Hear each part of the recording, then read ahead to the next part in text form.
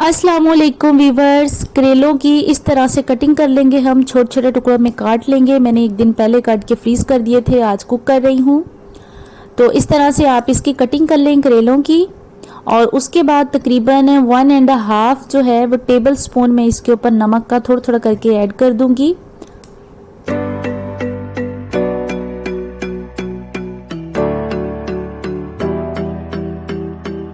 और इनको अच्छी तरह से मिक्स कर लेंगे ताकि हर एक के ऊपर जो है वो नमक का कोट हो जाए। नमक इसलिए लगा रहे हैं ताकि इसका जो खटास है यानी जो खट्टापन है, कड़वाहट है, वो ज़रा जो है वो निकल जाएगी। और इसको लगा रहने देंगे तकरीबन 2 घंटे के लिए। इसको ऐसे रख देंगे ढक के 2 घंटों के लिए।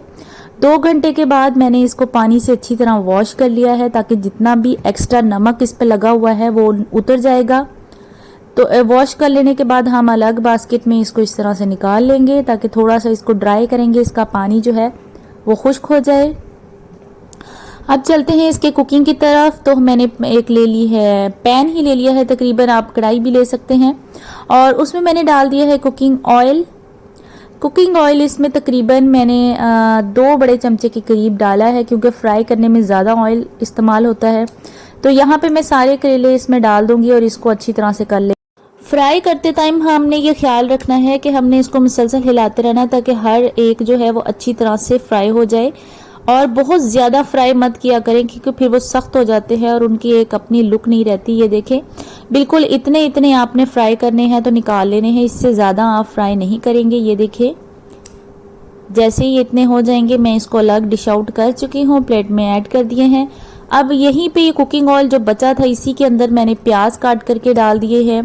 प्याज आप चाहें तो इसकी क्वांटिटी ज़्यादा रखें तो ज़्यादा अच्छे लगते हैं प्याज इसके साथ, लेकिन मैंने तकरीबन नॉर्मल क्वांटिटी रखी है। जैसे ही ये हल्के हल्के सौथे होने शुरू हो जाएंगे तो हम इसमें पानी, ये देखिए ये मैंने यहाँ पे टमाटर का पेस्ट, अदरक और हरी मिर्च और धनिया का पेस्ट बना के रखा हुआ था, ये इसमें ऐड कर देंगे।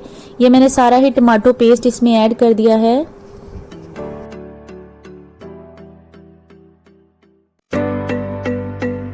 और अब मैं इसमें लहसुन अदरक का पेस्ट और हरा धनिया और हरी मिर्चों का जो पेस्ट है वो भी इसमें ऐड कर दूंगी। इसके अलावा मसाला ऐड करेंगे। 1 टीस्पून इसमें गरम मसाला जाएगा, 1 टीस्पून हल्दी पाउडर, हाफ टेबल स्पून सुर्ख मिर्च पाउडर और हाफ टेबल स्पून ही ब्लैक पेपर और 1 टीस्पून साबुत गरम मसाला और हाफ टेबल स्पून इसमें जाएगा नमक। इसको अच्छी तरह से मिक्स कर लेंगे, थोड़ा सा कुक करेंगे ताकि जो है मसाला अच्छी तरह से बन जाए। और ये देखें यहाँ पे मैंने ये चिकन ले लिया है, बोनलेस चिकन है, ये छोटे छोटे पीसेस कट करके मैंने रख लिए थे। ये देखें इस तरह से ये सारा इसमें ऐड कर देंगे।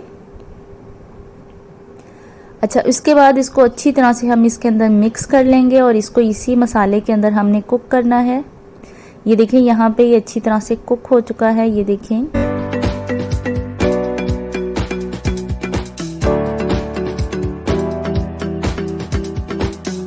जब ये अच्छी तरह से पक जाएंगे चिकन तो हम इसके अंदर ये जो फ्राइड हमने करेले रखे हुए थे फ्राई करके ये इसके अंदर ऐड कर देंगे और इसको करेंगे इसके अंदर मिक्स। और तकरीबन 1 से 2 मिनट के लिए हम इसके साथ इसमें पकाएंगे ताकि जो है करेले हमने फ्राई किए हुए वो सख्त ना रहें, थोड़े सॉफ्ट हो जाए इधर इस मसाले के अंदर। तो बस 1 या 2 मिनट हमने चम्मच चलाते हुए इसको कुक करना है। ये देखें यहाँ पे व्यूअर्स, अपना फीडबैक लाजमी दिया करें। वीडियो अच्छी लगे तो लाइक कर दिया करें, सब्सक्राइब कर दिया करें।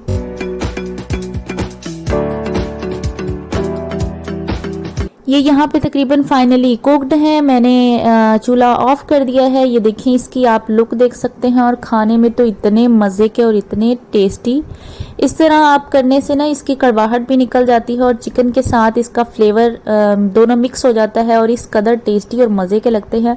आप इसको चपाती के साथ सर्व करें, नान के साथ सर्व करें, साथ में रायता भी शामिल करें तो बहुत टेस्टी, बहुत मज़े का लगता है। व्यूअर्स, लाजमी आप ट्राई कीजिएगा और मुझे लाजमी बताइएगा। अल्लाह हाफिज़।